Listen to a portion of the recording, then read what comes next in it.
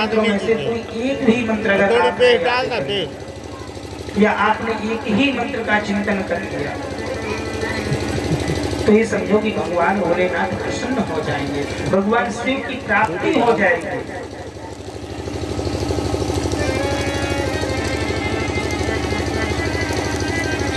रुद्राक्ष 14 प्रकार के, तो 14 उनके मंत्र, एक मुखी रुद्राक्ष, 2 मुखी, 3 मुखी, 4 मुखी, 5 मुखी, ऐसे 14 मंत्र सुन लेंगे। ओम ह्रीं नमः, ओम नमः, ओम क्लीं नमः, मार दे कितना का है ओम ह्रीं नमः, मार दे सबन ओम हुम नमः, ओम हुम नमः, ओम ह्रीं हुम नमः, ओम ह्रीं नमः, ओम ह्रीं हुम नमः, ओम क्रों क्षौं रौं नमः, ओम ह्रीं नमः, ओम नमः। 14 मंत्र। इस प्रकार 14 मंत्रों द्वारा क्रमशः 1 से लेकर 14 वाले रुद्राक्ष को धारण करने का विधान बताया महाराज। साधक को चाहिए वे निद्रा और आलस्य का त्याग करके श्रद्धा भक्ति से संपन्न होकर के सभी मनोरथों की सिद्धि के लिए उक्त मंत्रों द्वारा रुद्राक्ष भगवान शिव, भगवान विष्णु, देवी दुर्गा, गणेश जी, सूर्य, ये अन्य देवता भी भगवान शिव भक्त के गले में रुद्राक्ष को देख करके प्रसन्नता करते हैं। हे मुनीश्वर, जी महाराज सोनकाद ऋषियों से कहते हैं शिव भगवान ने अपने ग्रंथ जो शिव महापुराण है जब पार्वती देवी को सुना रहे थे तो उन्होंने जितना जो कुछ उसकी महिमा को सुनाया वो सब मैंने आपको सुनाया। और इस प्रकार से विश्वेश्वर जो संगता थी, विद्येश्वर संगता थी, वह विराम हुई। बोलिए सांब सदा शिव की जय। महाराज अब हम रुद्र संगता में प्रवेश करेंगे। एक भैया जी के माध्यम से भजन। भैया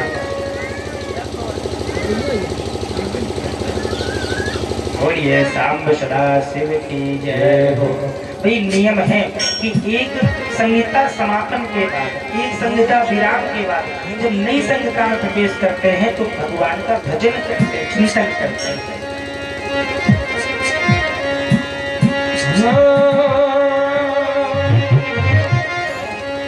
बोलिए शंकर भगवान की जय, बोलिए पार्वती मैया की जय।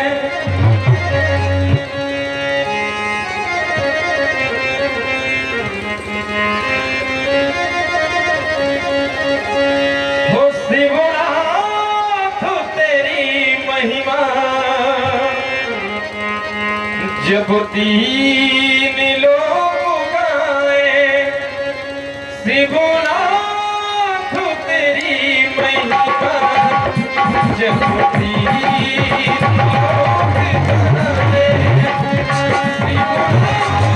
तेरी महिमा, जब 3 लोग गाए।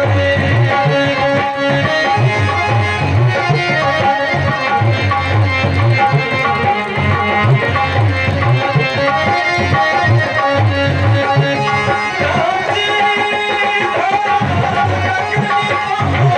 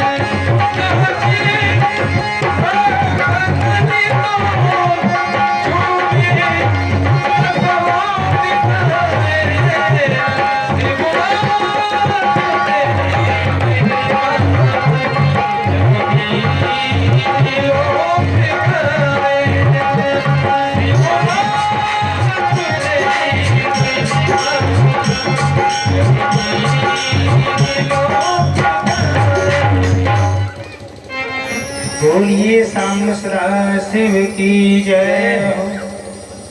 महाराज रुद्र संहिता के प्रथम खंड में प्रवेश करते हुए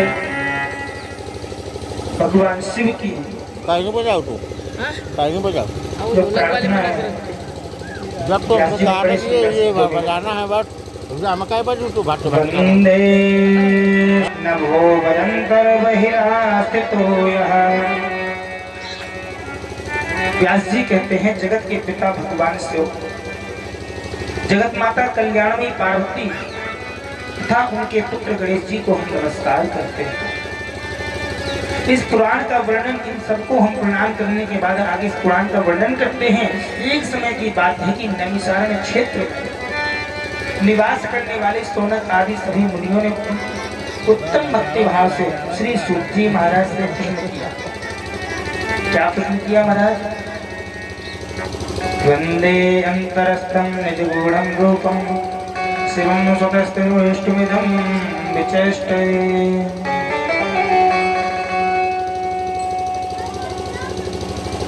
प्रश्न किया महाराज, भगवान शिव का जो स्वरूप है, भगवान शिव की जो कथा है, भगवान शिव की कथा में जो भगवान शिव ने जो जो चरित्र अपने जीवन में, उन चरित्रों का पूर्ण रूप से श्रवण हमें कराइए।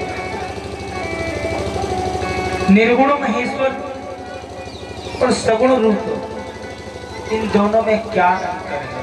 भगवान निर्गुण से सगुण कैसे हो जाते हैं और सगुण से फिर निर्गुण कैसे हो जाते हैं? शिव के इस तत्व को हम नहीं समझ पाते।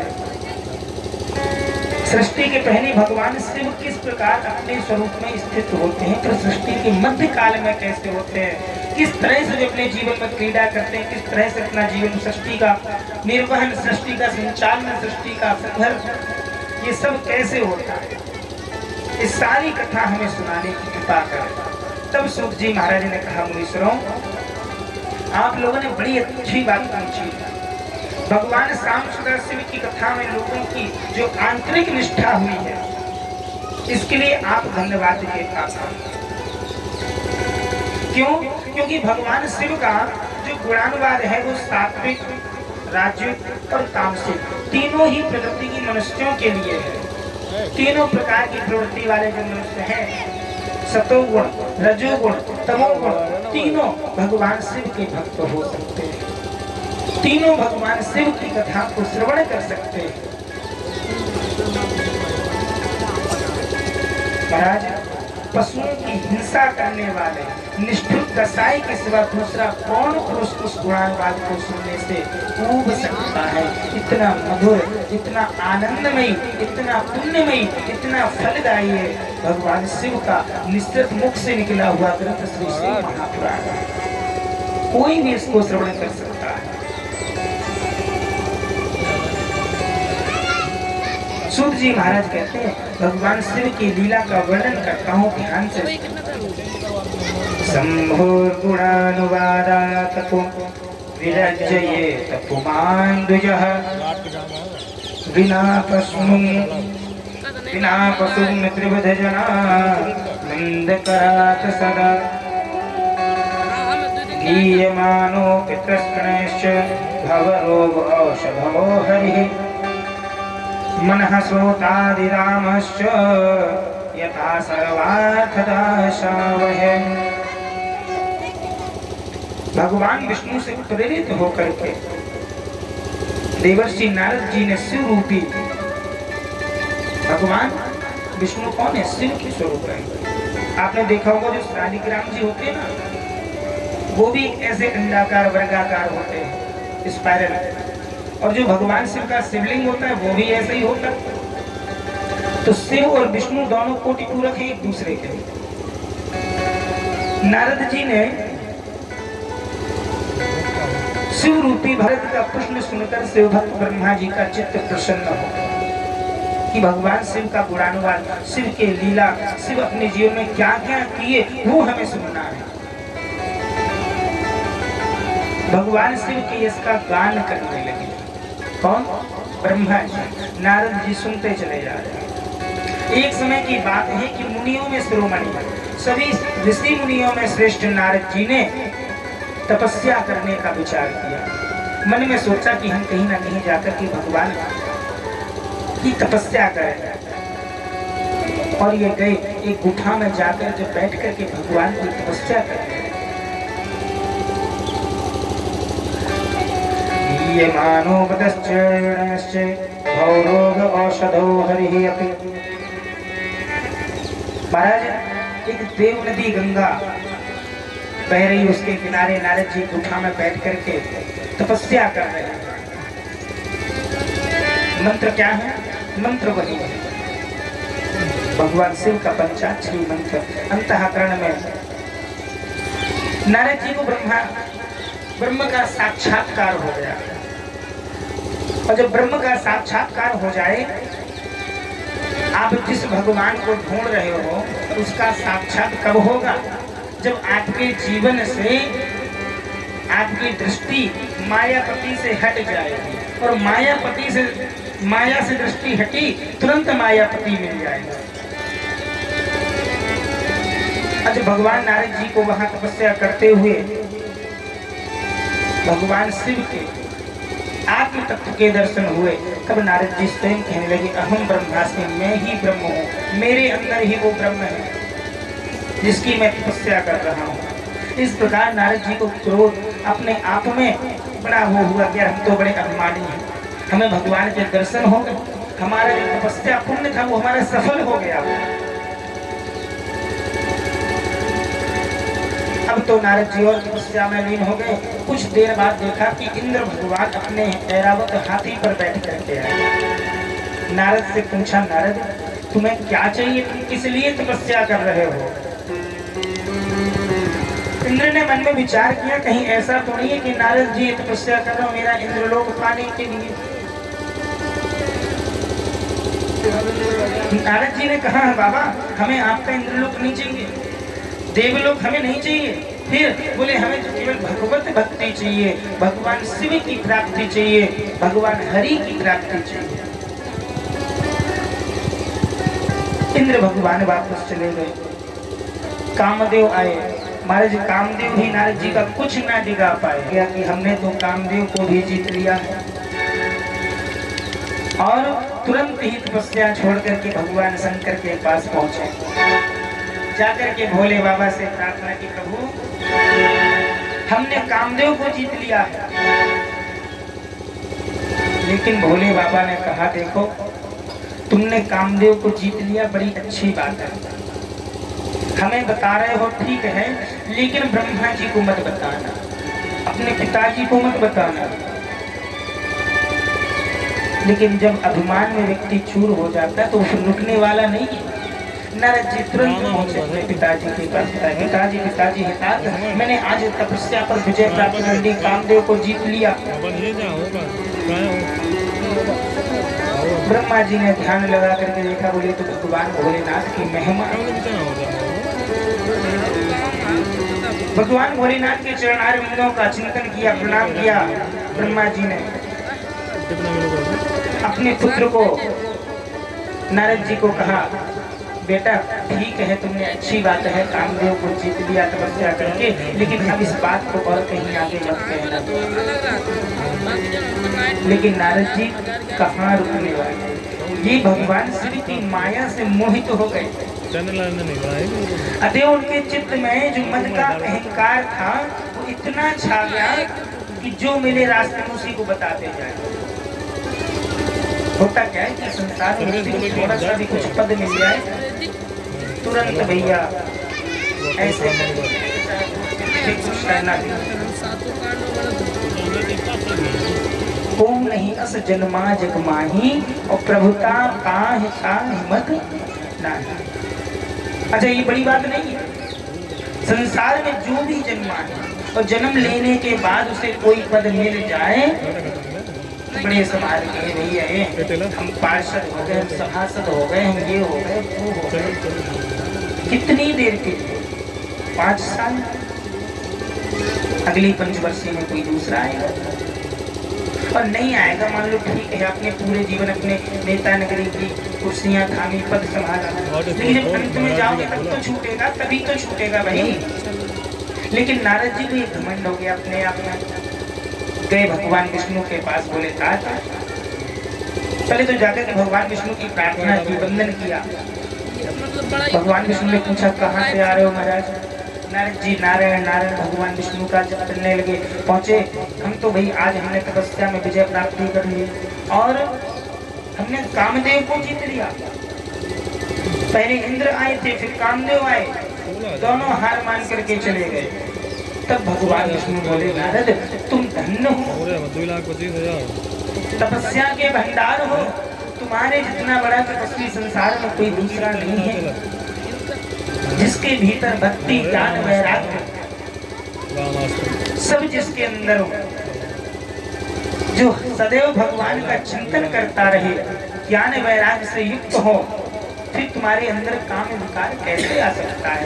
कामदेव तुम्हारा वास्तव में कुछ नहीं बिगाड़ सकता, तुम तो जन्म से ही निर्विकार और शुद्ध बुद्धि वाले हो। भगवान विष्णु की कही हुई ऐसी बाहुती बातें हैं जिनको सुनकर के नारद जी और जोर से हंसने लगे। तो अगर कोई मद में हो उसकी प्रसन्नता कर दो, फिर देखो कितना अपने आप बड़ा हो। नारद जी ने प्रणाम किया भगवान विष्णु को और कहा स्वामी जब मुझ पर आपकी कृपा है तो बेचारा कामदेव अपना क्या प्रभाव दिखा सकता है।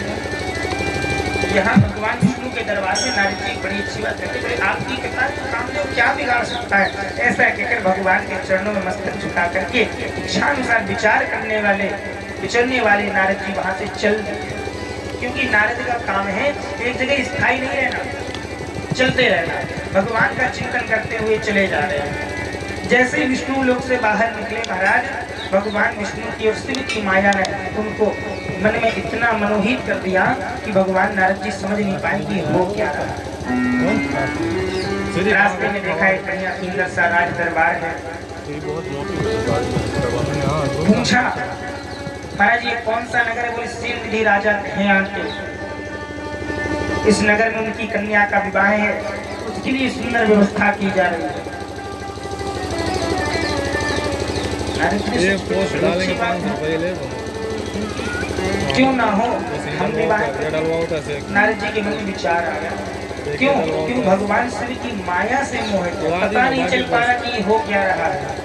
और सिंधी राजा के दरबार में पहुंचे, वहाँ पता चला तो सिंधी राजा ने कहा कि भाई हमारे यहाँ स्वयंवर चलता है, विवाह नहीं हो रहा, विवाह तो होना ही है लेकिन स्वयंवर, हमारी जो कन्या है वो जिसको वर्ण कर लेगी उसी के साथ जो हम विवाह कर देंगे। नारद जी ने सोचा ये भी बढ़िया मौका है। बोले तीनों लोगों पर विजय तो पा ही नहीं, इंद्र भगवान हार गए, कामदेव भी हार गए, हम जीत गए। हम जाकर के विष्णु जी से कुछ ले आते हैं, उसी से काम चलाएंगे। क्योंकि बाबा वेश में हम तो संत वेश में हमारा नारद जी गए पुनः भगवान विष्णु के पास, प्रणाम किया, विष्णु भगवान से प्रार्थना की प्रभु हमें एक काम करना, बोले अपना स्वरूप दे, अपना स्वरूप दे दो। क्यों? यहीं पे तो कोई नाथ हित नहीं होगा, ऐसा करना जिससे हमारा हित हो जाए। कौन सा हित? हित ये हो जाए कि हमारा विवाह हो जाए। भगवान विष्णु ने देखा, जान गए कि कौन सा हित मांग रहे। भगवान विष्णु ने कहा तुम्हें हित चाहिए तो तुम्हारा हित नहीं, तुम तपस्या करो, भगवान की गुणानुवाद का चिंतन करो, संसार में भगवान की कथाओं का प्रचार प्रसार करो। भगवान बोले तथास्तु तो तुम्हारा हित होगा। कैसे? बोले हमें अपना रूप दे दो, हरि का रूप दे दो। तुम्हारा हरि माने बंदर ही होता, सिंह भी होता और हरि माने हरि भी होता और हर माने भगवान महान होता। हरि और हर दोनों में अंतर। याद रहो भगवान विष्णु ने बंदर का मुखौटा दे दिया। नारद जी पूरे कथा सुनी हुई है। बैठे सिलनिधि राजा के दरबार में बहुत से राजा बैठे हुए। सिलनिधि राजा की कन्या आती है, नारद जी को देखती है तो बंदर का पता नहीं कौन है, आगे नारद जी देखते हो सकता है यहाँ आगे पीछे से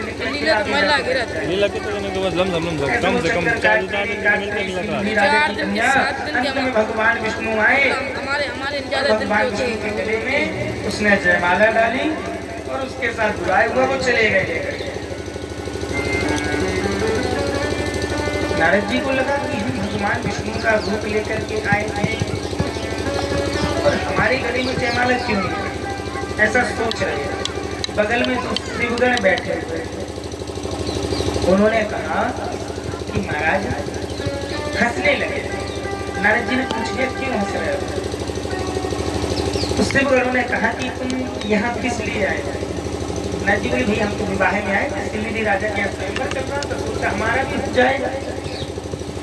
तो शिवगणों ने कहा तुम एक बार अपने मुख को जो है बदन बिलो, अपने शरीर को बिलो को जरा, मुख को देखो। क्यों? ऐसा क्या है हमारे मुख में? नारद जी तुरंत भागे, जल में अपने प्रतिबिंब को देखा, बड़ा क्रोध आया। और ब्राह्मण के संत के क्रोध के आगे कोई बचता नहीं। नारद जी को जब क्रोध आया तो नारद जी वहीं से बड़बड़ाते चले आ रहे। बोले दई हूँ श्राप की मरी हूँ जाई। बोले या तो श्राप दे दूंगा और चाहे मैं खुद मर जाऊंगा। दई हूँ श्राप की मरी हूँ जाई और जगत मोर उपहास कराई, पूरे संसार में मेरी हास्य बनाया। नारद जी को कहा नहीं गया, दोनों रुद्रगणों को श्राप दे दिया, जाओ। बोले तुम एक नहीं, दो नहीं, 3 जन्मों तक तुम राक्षस बने रहो। रुद्रगणों को श्राप दिया और आगे चले तो रास्ते में देखा कि भगवान विष्णु जी चले जा रहे हैं लक्ष्मी जी को। भगवान विष्णु को श्राप दे रहा था। बोले तुम जैसे तुमने हमें बंदर का रूप दिया, बोले यही बंदर तुम्हारी सहायता करेगी। और सुनो, मैं तुमने मुझे विवाह से वंचित किया। तुम वहां पहुंचे और सिलनिधि राजा की कन्या को लेकर के चले गए। तुमने विवाह से वंचित किया, मैं तुम्हें श्राप देता हूँ, तुम भी पत्नी के वियोग में फिरोगे और बंदर रूप जो तुमने मुझे दिया वही तुम्हारी सहायता करेगा।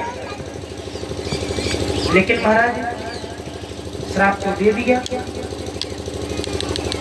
जैसे ही श्राप दिया, भगवान विष्णु जो थे वो अपने साक्षात स्वरूप में आए। वहां देखा न सिलनिधि राजा का राज्य, न सिलनिधि राजा, न उसकी कन्या। अब महाराज जी को बड़ा पश्चाताप हुआ, गिलानी हुई, क्षमा याचना की, भगवान विष्णु की प्रार्थना की। भगवान विष्णु ने कहा कि तुम परेशान मत हो, ये सब मेरी इच्छा से हुआ है। स्वेति नाम दावागं महापातक पर्वतः अस्मि भवन्तन्यासात् सत्यं सत्यं न संशयः। बोले महाराज ये सत्य है, एक बार मुख से श्राप निकल गया, वापस नहीं आने वाला। लेकिन फिर क्या करना है? शिव नाम करीं प्राप्य संसाराधिकरन्ति ते संसार मूल पापानि तेषां नश्यन्ति संशयं महः। क्या करना महाराज? बोले आप शिव नाम का जप करो। विष्णु भगवान ने कहा आज से अब तुम भगवान शिव की कथा का भी गुणानुवाद करो, भगवान शिव के अनन्य भक्त बन जाओ। अगर तुम शिव के भक्त बन जाओगे तो अब जो तुम हमें श्राप दिए हो इसका पाप तुम्हें नहीं लगेगा, क्योंकि नारद भगवान विष्णु के बहुत अच्छे भक्त हैं। इस प्रकार से नारद जी भगवान शिव की तपस्या करने लगे। महाराज शिव तपस्या करते हुए नारद जी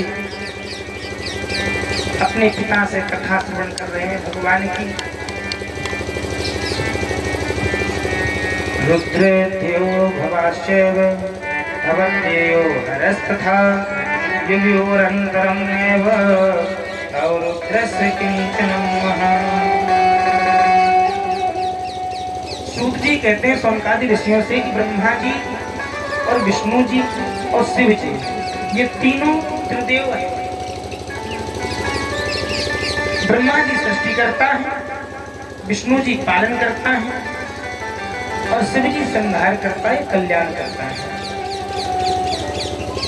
ब्रह्मा जी नारद जी को कथा सुना रहे हैं, सूत जी सौनकादि ऋषियों को कथा सुना रहे हैं। वही कथा में ब्रह्मा जी नारद जी से कहते हैं, नारद भगवान विष्णु के द्वारा की हुई अपनी स्तुति सुन करके करुणाधि महेश्वर, दयानिधि महेश्वर भगवान शाम सदा से बड़े प्रसन्न होते हैं। भगवान शाम सदाशिव अपनी स्तुति सुनकर के अपने भक्तों से उस प्रकार प्रसन्न होते हैं। उसी प्रकार जब सृष्टि की उत्पत्ति के समय विष्णु भगवान ने और मैंने दोनों मिलकर के भगवान शिव की स्तुति की। जहाँ भगवान का चिंतन चल रहा हो, भगवान शाम सदाशिव की कथा चल रही हो, वहाँ भगवान सब परिवार शाम सदा शिव सा परिवार वहाँ विराजमान होते हैं और अपने भक्तों पर सदैव कृपा करते हैं। इस प्रकार से भगवान शिव की प्रार्थना भगवान विष्णु और मैं दोनों कर रहे थे। उसी समय भगवान महेश्वर उमा देवी के साथ वहां प्रकट हो गए और वेद का ज्ञान मुझे और विष्णु दोनों को सुनाया। भगवान विष्णु ने मेरे साथ हाथ जोड़ करके भगवान महेश्वर को नमस्कार किया। पुनः उनसे पूजन की विधि बताने का तथा सदुपदेश देने के लिए प्रार्थना की। ब्रह्मा जी कहते हैं, नारद, भगवान शिव से हमने प्रार्थना की, प्रभु प्रीति पूर्वक आपकी पूजा का क्या विधान है वह सब सुनाइए। शिव जी बोले, सूर्यश्रेष्ठ, मैं तुम्हें दोनों को कुछ आदेश देता हूँ। क्यों? क्योंकि मैं तुम्हारी दोनों की भक्ति से प्रसन्न हूँ। इस समय तुम्हें मेरा स्वरूप जैसा दिखाई देता है वैसे ही रूप का तुम प्रयत्न पूर्वक चिंतन करो, पूजन करो और तुम दोनों जाकर के सृष्टि निर्माण करो। विष्णु जी को आदेश देते हैं कि तुम जाओ सृष्टि का पालन पोषण करो। ब्रह्मा जी को आदेश दिया जाकर के सृष्टि का निर्माण करो। इस प्रकार से इतना कहकर के भगवान जो शिवलिंग प्रकट हुए थे सृष्टि आरंभ में, वहां अदृश्य हो गए। श्री हरि को सृष्टि की रक्षा का भार दे दिया, पालन पोषण का अधिकार दे दिया। विष्णु भगवान से कहा, तुम मेरी दूसरी आज्ञा सुनो। पहली आज्ञा तुम्हें पालन पोषण करना है और दूसरी आज्ञा क्या है? तुम्हें संसार के सभी जीवों की रक्षा भी करनी है। रुद्र देव भवाश्चैव भवदभयो हरस्तथा युवयो अनन्तरं नैव तौ रुद्रस्य किंचन वहम्। इस प्रकार से भगवान का ध्यान हुए। ब्रह्मा जी कहते हैं, देवर्षि नारद, भगवान शिव का यह वचन सुनकर के मेरे साथ भगवान विष्णु ने सबको बस में करने वाले भगवान विश्वनाथ को प्रणाम करके मंद स्वर में कहा, रुद्र भक्तो नरो यस्तु तौने नाम भविष्यति तस्य पुण्यम चानिकलम दत्तो भस्म भविष्यति। हे जगन्नाथ शंकर, मेरी यह बात सुनिए। मैं आपकी आज्ञा के अधीन रह करके यह सब कुछ करूंगा। जो मेरा भक्त होकर आपकी निंदा करेगा उसे आप निश्चय ही नरकवास प्रदान करें। भगवान विष्णु ने भगवान शिव से प्रार्थना की। भगवान शिव अंतर ध्यान हो विश्वनाथ नाथ पुरारी त्रिभुवन महिमा विदित तुम्हारी। विश्वनाथ नाथ पुरारी त्रिभुवन महिमा विदित तुम्हारी। विश्वनाथ नाथ पुरारी त्रिभुवन महिमा विदित तुम्हारी। विश्वनाथ मम नाथ पुरारी त्रिभुवन महिमा विदित तुम्हारी। भगवान ब्रह्मा जी और विष्णु जी कहते हैं, हे शाम सदाशिव, आपकी महिमा तीनों लोकों में वर्णित है। विश्वनाथ मम नाथ पुरारी, हे नाथ, आप मेरे नहीं पूरे विश्व के नाथ हैं। आप पूरे विश्व के मालिक हैं। आप पूरे विश्व के स्वामी हैं। मेरी एक प्रार्थना स्वीकार करो। भगवान विष्णु ने प्रार्थना की। क्या प्रार्थना की? कि हे भगवान, मैं आपकी आज्ञा के अधीन रहकर आपकी सारी बातें मानूंगा। आपने कहा कि भक्तों का पालन पोषण करूं, मैं अवश्य करूंगा। आपने कहा भक्तों की रक्षा करो, मैं रक्षा करूंगा। लेकिन जो मेरा भक्त होकर आपकी निंदा करेगा मैं आपसे प्रार्थना करता हूँ कि आप उसे निश्चय ही नरक का वास प्रदान करें। समझ रहे? जो भगवान विष्णु की पूजा करे और शिव जी की निंदा करे उसको नरक का अधिकारी है, नरक में वास मिलता है महाराज। यहाँ बाबा तुलसीदास जी भी कहते हैं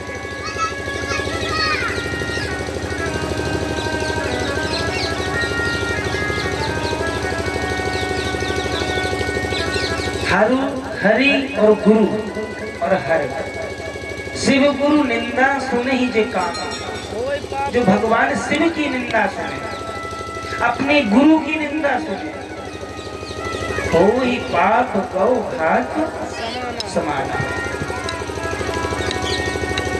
शिव गुरु निंदा सुनहि जे काना, हो ही पाप गौ घात समान। गौ हत्या के समान पाप का भागीदार होता है जो अपने आराध्य की, भगवान शिव की, अपने गुरु की, अपने से वरिष्ठ की, अपने बड़ों की अगर निंदा सुन ले, बुराई सुन ले या बुराई करे तो गौ हत्या के समान पाप होता है। भगवान विष्णु महादेव जी से प्रार्थना करते हैं, हे प्रभु अगर कोई मेरा भक्त आपकी बुराई करे या आपकी पूजा ना करे, आपकी पूजा से विमुख हो, तो मैं अवश्य आपसे प्रार्थना करता हूँ कि आप उसको नरक में वास दीजिए। रुद्र भक्तो नरो यस्तु तो निंदाम करिष्यति। भगवान कहते हैं कि भगवान रुद्र का, मेरा भक्त रुद्र की निंदा करे, तस्य पुण्यम च निखिलम द्रुतम भस्म भविष्यति। वो भस्म हो जाना चाहिए, नरक में जाना चाहिए, कितना भी बड़ा भक्त हो अगर वो निंदा कर दे भगवान से। इस प्रकार से श्री हरि का कथन सुनकर के दुखहारी, दुख हरण करने वाले भगवान भोलेनाथ ने इस बात को मान लिया।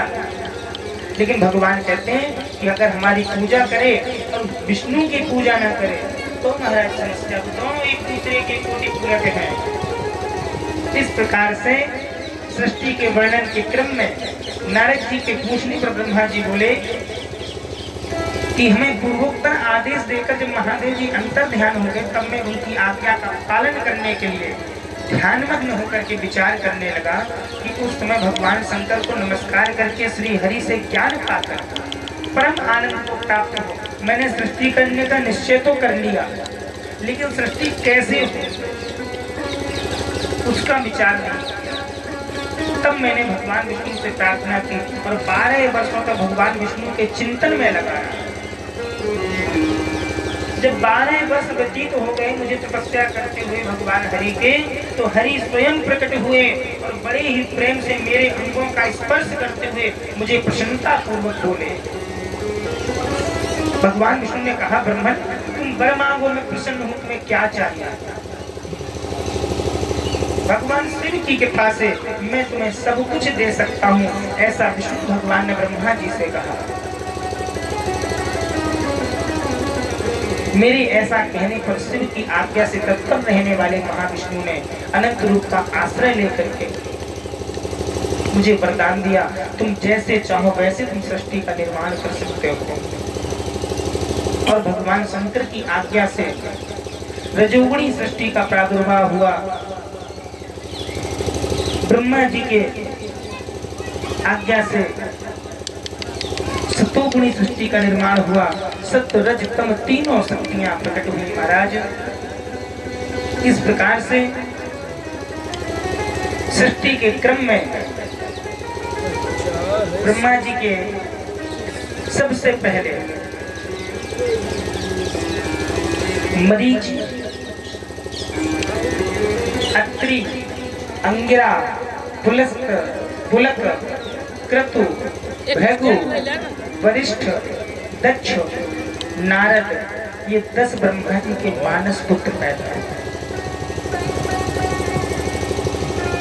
ब्रह्मा जी के मन से मरीच का प्रादुर्भाव हुआ, नेत्रों से महाराज अत्रि ऋषि का प्रादुर्भाव हुआ, मुख से अंगिरा ऋषि का प्रादुर्भाव हुआ, कान से पुलस्त ऋषि का प्रादुर्भाव हुआ, नाभि से पुलक ऋषि का प्रादुर्भाव हुआ, हाथ से क्रतु ऋषि का प्रादुर्भाव हुआ, त्वचा से भृगु ऋषि का प्रादुर्भाव हुआ, प्राण से वशिष्ठ जी का प्रादुर्भाव हुआ, अंगूठे से कच्छप और ओद से नारद उत्पन्न हुए।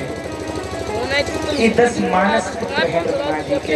इसी प्रकार उनके दाएं स्तन से धर्म का पीठ से अधर्म का, हृदय से काम का और दोनों भौहों से क्रोध का, मुख से सरस्वती का, नीचे के होंठ से लोभ का, और ब्रह्मा के लिंग से समुद्र का, तथा ब्रह्मा जी की छाया से कर्दम ऋषि प्रकट हो गए। एक बार ब्रह्मा जी ने एक घटना से लज्जित होकर के अपने शरीर का त्याग कर दिया था। उनके उस त्यागे हुए शरीर को दिशाओं ने कोहरा और अंधकार के रूप में ग्रहण किया। ये भगवान का स्वरूप है। जो दिशाएं है ना, भगवान के स्वरूप में ही भगवान की भुजाएं कही जाती है। ब्रह्मा जी के शरीर से दिशाओं और कोहरे का निर्माण हुआ। इसके बाद ब्रह्मा जी के पूर्व मुख से ऋग्वेद, दक्षिण मुख से यजुर्वेद, पश्चिम मुख से सामवेद और उत्तर मुख से अथर्ववेद की ऋचाएं निकली। ब्रह्मा जी के प्रथम मुख से महाराज इतिहास पुराण उत्पन्न हुए। आयुर्वेद, धनुर्वेद, गंधर्व वेद आदि की स्थापना हुई। उपवेदों की रचना हुई। फिर योग विद्या, दान, तप, सत्य, धर्म आदि की रचना हुई। उनके हृदय से ओंकार, अन्य अंगों से वर्ण, स्वर, छंद आदि तथा पीड़ा 7 प्रकार के स्वर उत्पन्न हुए। इसके बाद महाराज ब्रह्मा जी को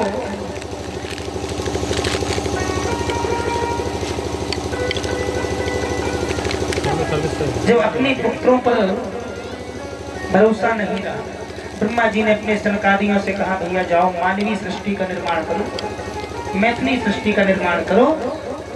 सनकादियों ने कहा, पिताजी हम तो तपस्या करेंगे।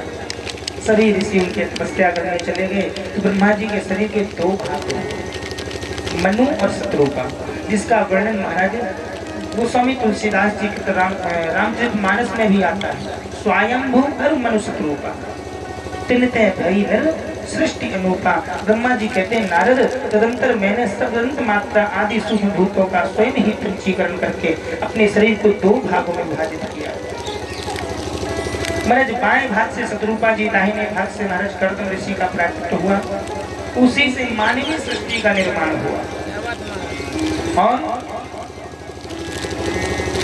मनु महाराज की संतान होने के कारण हमें मनुष्य कहा जाता। हम क्या कहलाए? मनुष्य कहलाए। क्यों? महाराज मनु की संतान है, इसलिए हम मनुष्य कहलाए। एक बार जोर से जयकार लगाएं, बोलिए मनु महाराज की जय हो, सांब सदा शिव की जय हो। इस प्रकार से सृष्टि का क्रम चलता रहा। मनु शत्रुपा के 2 पुत्र हुए, 3 कन्याएं हैं महाराज, देवहूति, आकुति और प्रसूति। 3 कन्याएं हैं, 2 पुत्र हुए, प्रियव्रत और उत्तानपाद। सृष्टि का क्रम है, देवहूति महाराज कर्दम ऋषि को ब्याही, आकुति रुचि प्रजापति को, प्रसूति दक्ष प्रजापति को, और जो प्रियव्रत और उत्तानपाद हैं इनका क्रम भी है।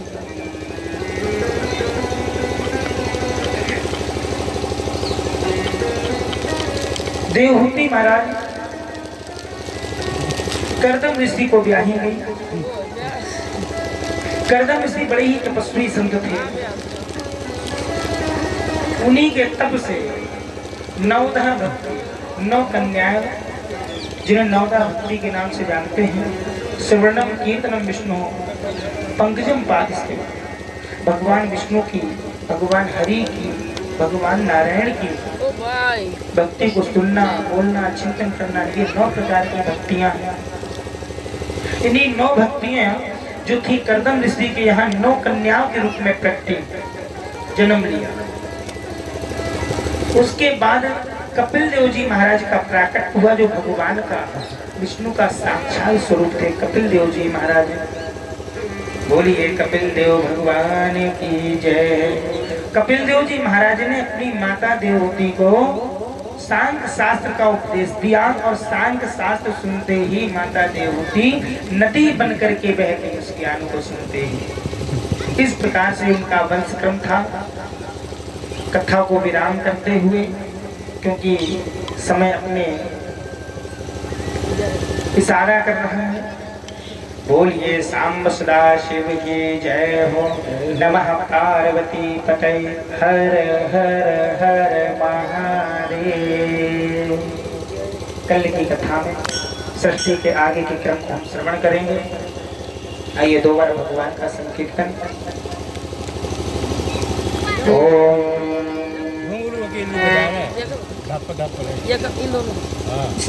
ओम नमः शिवाय ओम नमः शिवाय ओम नमः शिवाय ओम नमः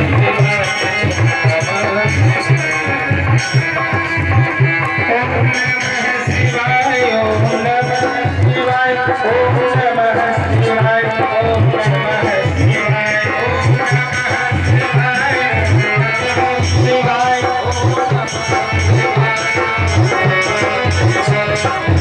नमः शिवाय हरि ओम नमः शिवाय हरि ओम नमः शिवाय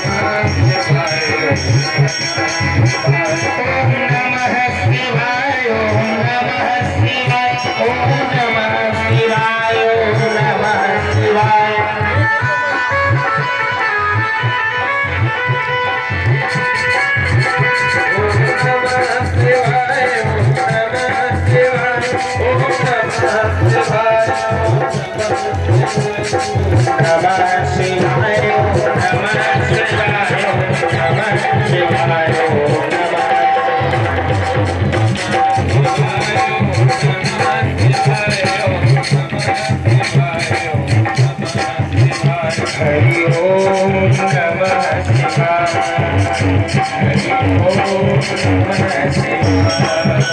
हरि ओम नमः शिवाय हरि ओम नमः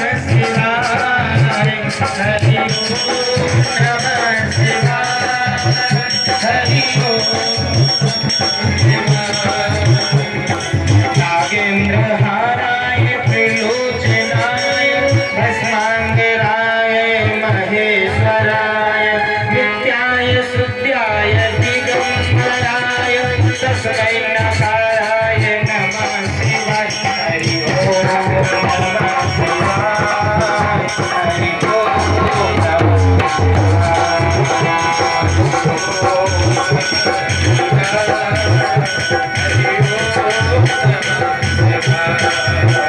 हरि ओम हरि ओम हरि ओम हरि ओम हरि ओम नमः शिवाय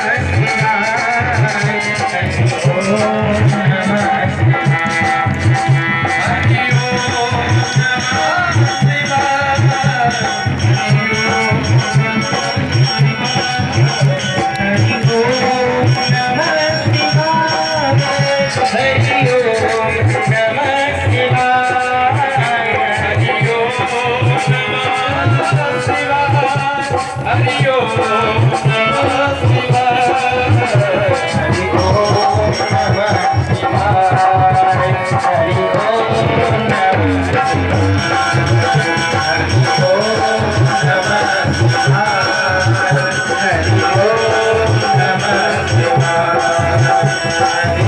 ओम नमः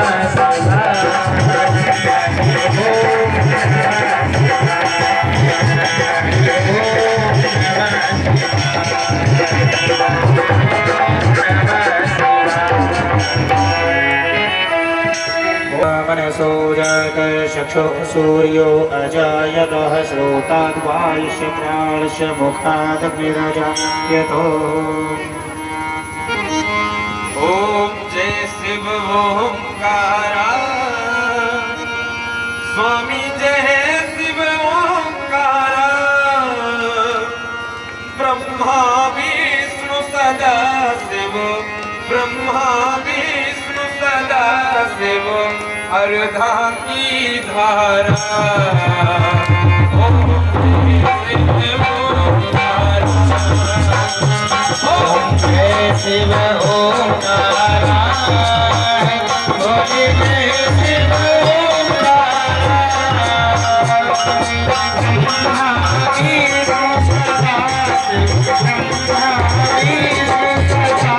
हरे राम की धारा ओम जय श्री